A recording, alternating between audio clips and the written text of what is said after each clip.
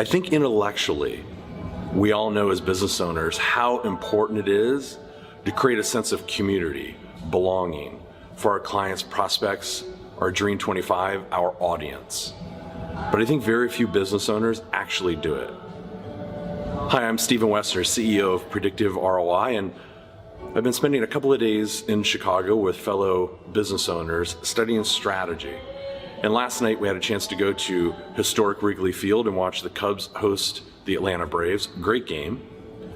And as I did that, and it's been several years since I've been to Wrigley Field, and I'm always looking for ways to learn, looking for the lessons, peeling back kind of the layers of things that can be put into our business, Predictive ROI, to make it better. And also lessons that we can learn to pass on to our audience as a way to be helpful to you. And during the game, there were lessons everywhere about how the Cubs have done this extremely well, building a community. Everything from this redesign of Wrigleyville and new hotels and restaurants and so forth, and new community spaces, and how plugged in the Cubs and ownership are with the community.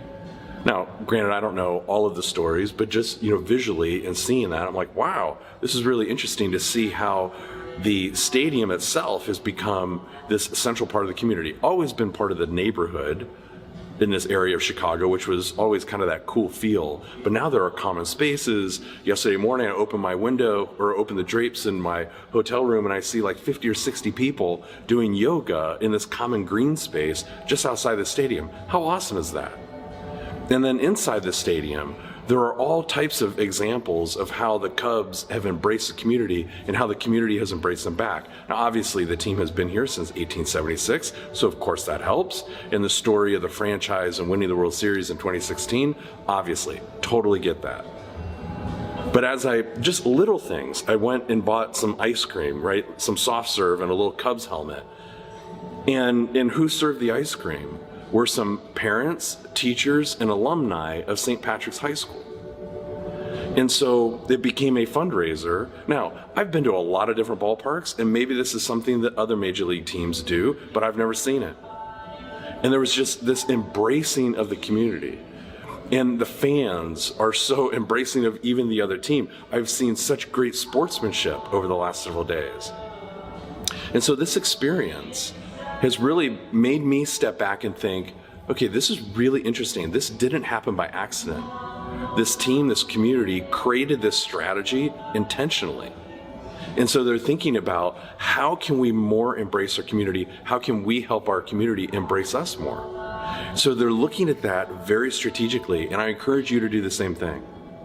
How are you reaching out to your audience to show them that they're so welcomed and they're so valued and that you are doubling down on being helpful to them in 2019? How are you expressing that to your clients? How are you expressing that to your prospects in a real tangible way?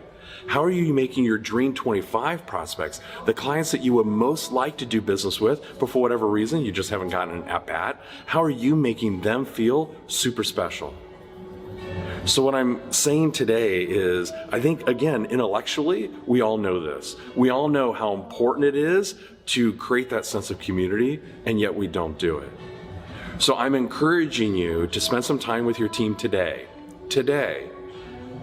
and write out 2, 3, 4 things about how you can get intentional about creating community with your clients, your audience, your Dream 25 prospects, and bring a little bit of what the Cubs are doing into your business, and I think you'll see some dramatic results.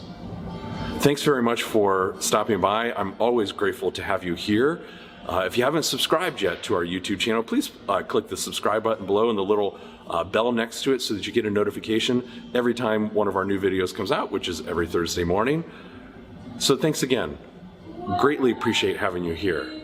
And looking forward to hearing about how you're doubling down in 2019. Until next week, onward with gusto.